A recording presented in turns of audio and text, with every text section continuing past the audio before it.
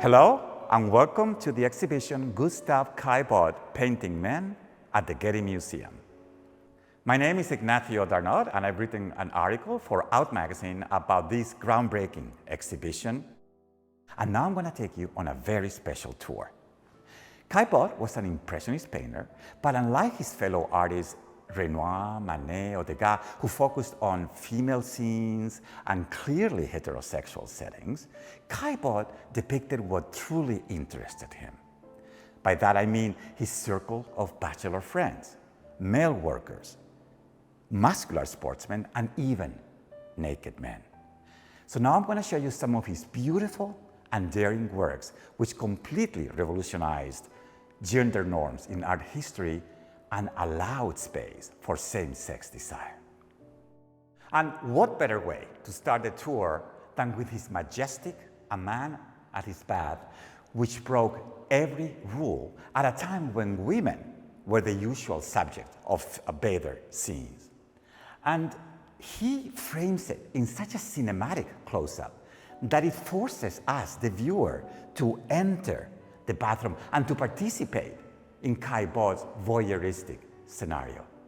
And not only that, he heightens the sensuality of the painting by painting the bather's buttocks in a fleshy, sensual pink that turns it into the painting's focal point. Caillebotte introduced the figure of the male worker in modern French painting in one of his most iconic images, floor scrapers. The painting shows three beefy, shirtless workers preparing the floors of the artist's new studio. And it's fascinating how Caillebotte uses a very bold signature to tell us how he identifies with physical labor and also with all male environments such as this one. And Gustave Caillebotte was a master at portraying ambiguous male encounters. A perfect example is one of his most beautiful paintings on the Pont de l'Europe, where he depicts three anonymous men, clearly from different social backgrounds, all gathered together. And this scene really gets a sexual charge when we realize that in those times, same-sex relationships usually took place between men of different social classes. Another great example is Self-Portrait at the Easel, which shows one of Caillebotte's bachelor friends, Richard Gallo, in the background as his companion, instead of the traditional image of the artist's wife or a female muse. In this painting, The Bezique Game, Richard Gallo stands centered, surrounded by Caillebotte's brother on the right and four other friends, only one of whom would get married, and Caillebotte paints him in the background, kind of ostracized from the group.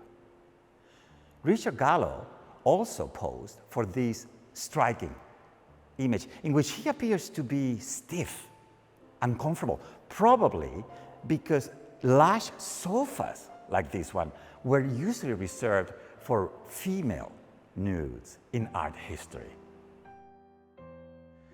And Gallo played the role of a married man dwarfed by a dominant wife in two very unsettling paintings which leave no doubt about Caillebotte's negative opinion of traditional marriages.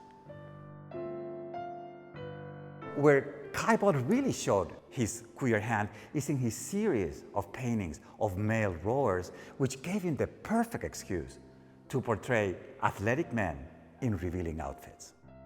A great example, and one of Caillebotte's most important masterpieces, is Boating Party, in which Caillebotte places us, the viewer, in a rowboat just inches away from a dashing oarsman with crimson lips and with his crotch as the unavoidable center of attention.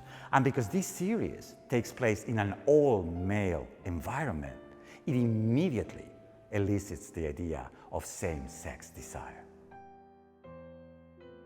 So whether Caillebotte was gay or not is one of the many mysteries surrounding his life and his work.